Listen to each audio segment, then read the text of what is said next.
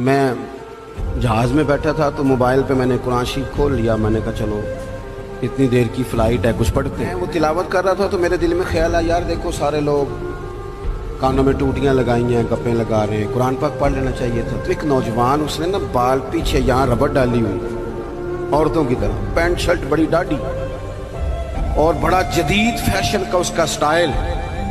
तो मेरे साथ जो सीटें थी उन पे वो बैठ गया और फिर उसने फाइलों के अंदर से सूरत यासीन निकाल ली। और जब उसको मैंने तिलावत करते देखा ना तो मैंने दिल ही दिल में माफ़ी भी मांगी अल्लाह से।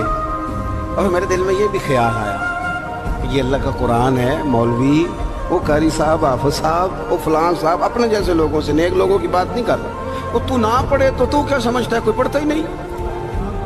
ये तो अल्लाह का कुरान है, ये पढ़ा जाता था, पढ़ा जाता है और कयामत के बाद भी पढ़ा जाता रहेगा।